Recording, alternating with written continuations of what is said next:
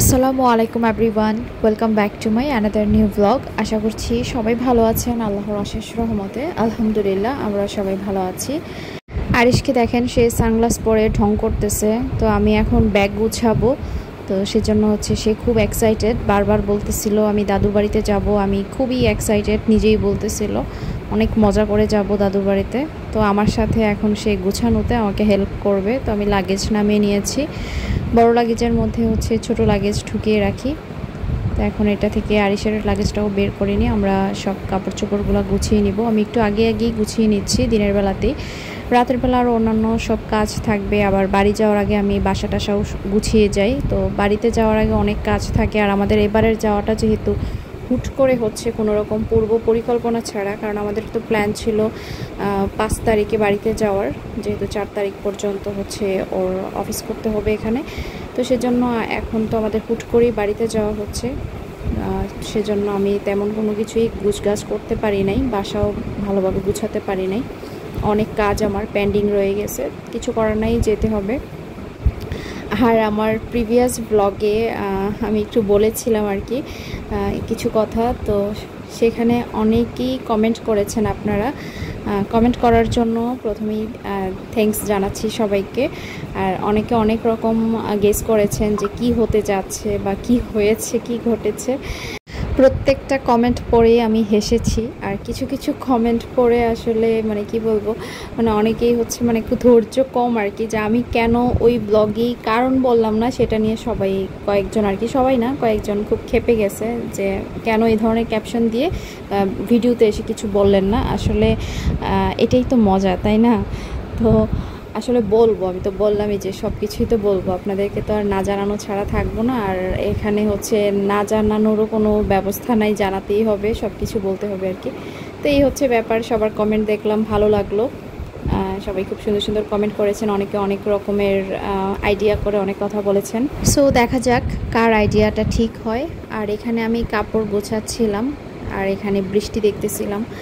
সকাল থেকে ননস্টপ বৃষ্টি পড়তেছে, সারা রাত বৃষ্টি হয়েছে, থামাথামির কোনো ব্যাপার নাই।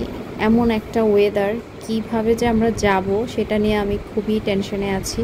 এইরকম ওয়েদারে না বাসা থেকে বের হওয়া যায় না, মানে একদম কন্টিনিউ বৃষ্টি পড়তেছে তো পড়তেছেই। এখানে আমি আরিশের লাগেজ গুছিয়ে নিচ্ছিলাম। এই যে আরিশের খালামনির দেয়া রোজার ঈদের ড্রেস এখনও নতুন অনেকগুলো রয়ে গেছে, যেগুলো পরানোই হয় নাই। এই যে এই বক্সেরটা তো আমি খুলিও নাই, এগুলোও নিয়ে নিচ্ছি। আর এবারও সে অনেকগুলো ড্রেস কিনেছে কোরবানি ঈদ উপলক্ষে। আর এই যে এগুলো বাসায় পরার প্যান্ট। আর আমাদের ঈদের শপিং হয় নাই, কারণ ঈদের শপিং করার সুযোগটাই পাই নাই। কোরবানির ঈদে আসলে বড়সড় কোনো শপিং করা হয় না, এটা যেটা সত্যি বললাম। আর টুকিটাকি শপিং করা হয়।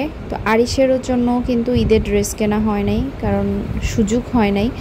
তো আমরা এই ফ্রাইডেতেই প্ল্যান করছিলাম আর কি, একটু বের হয়ে কিছু কেনাকাটা করব, বাট সেটা সম্ভব হচ্ছে না। এই ফ্রাইডেতে আমাদেরকে চলে যেতে হচ্ছে বাড়িতে, কিছুই কেনাকাটা হয় নাই ঈদ উপলক্ষে আমাদের। তো এই যে আরিশের ব্যাগ গুছানো শেষ, ওর বইটই নিয়ে নিলাম। তো আমাদের লাগেজও কাপড় চোপড় নিয়ে নিয়েছি। আরিশের বাবার ড্রেস কিছু রয়েছে, এগুলো সে এসে মানে ফিক্স করবে আর কি, কী কী জিনিস নেবে। তারপর আমি ওর একটা শার্ট আয়রন দিয়ে নিচ্ছি। আর আজকে আমি রান্নাবান্না করি নাই। আর এমনিতেও আমি যখন বাড়িতে যাই, যাওয়ার আগে চিটাগং থেকে যখন বাড়িতে যাই, যাওয়ার আগে আমি আগের দিন কোনো রান্নাবান্না আমি রাখি না। আগের দিন রান্নাবান্না করলে দেখা যায় কাজ একটু বেড়ে যায়, এদিকে অন্য কাজ আমি করতে পারি না। তো আজকে আমি খাবার অর্ডার দিয়ে দিয়েছি, খেয়ে নিব আর কি। তো এই যে আমি হাজি কাচ্চি ঘর থেকে চিকেন দম বিরিয়ানি নিয়েছি। হাজি কাচ্চি ঘর থেকেই প্রায় আমার খাওয়া হয়, আমার কাছে এদের খাবারের টেস্ট খুবই ভালো লাগে। এই চিকেন দম বিরিয়ানিটা খেতে একদমই কাচ্চি বিরিয়ানির মতো, খুবই মজা টেস্ট। আর ওদের যে তেহারিটা প্রায় আমার খাওয়া হয়, ওইটাও অনেক লাইট মশলা দিয়ে করে, বাট খেতে খুবই টেস্ট। সেজন্য মানে যেটা খেয়ে ভালো লাগে সেজন্য এইটা থেকেই আমি প্রায় সবসময় অর্ডার করি। তো এই যে খাবারটা প্লেটে নিয়ে নিলাম। আর এতগুলা কাঁচামরিচ নিয়েছি, এই একদম ডিপ গ্রিন কালারের কাঁচামরিচ আমার খুবই পছন্দের, একসাথে আমি অনেকগুলা খেয়ে ফেলতে পারি। এই কাঁচামরিচটার ফ্লেভারও অনেক সুন্দর থাকে। আরেকটা যেটা থাকে হাইব্রিড, একটু কালারটা কেমন টিয়া টিয়া কালার, ওইটার ভাল লাগে না খেতে, কোনো ফ্লেভার থাকে না।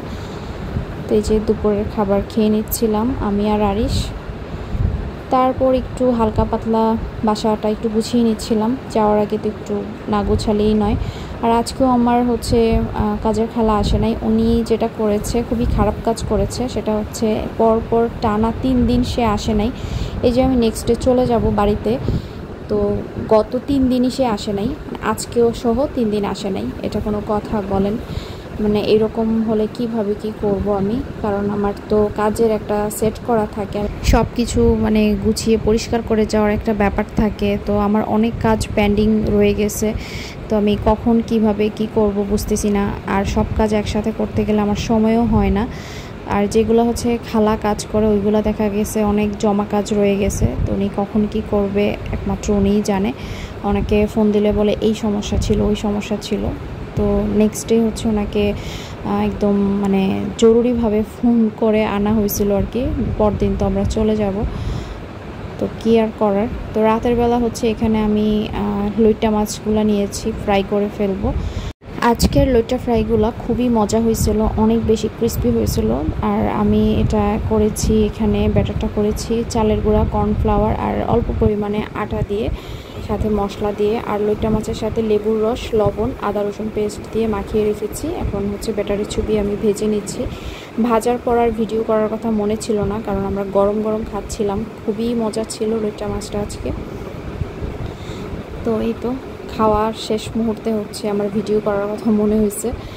আজকের লইট্টা ফ্রাইটা একদম কক্সবাজারের হোটেল স্টাইলের মতো হয়েছে, একদম পারফেক্ট। তো আজকের ব্লগটা এই পর্যন্তই, সবাই ভালো থাকবেন, আল্লাহ হাফেজ।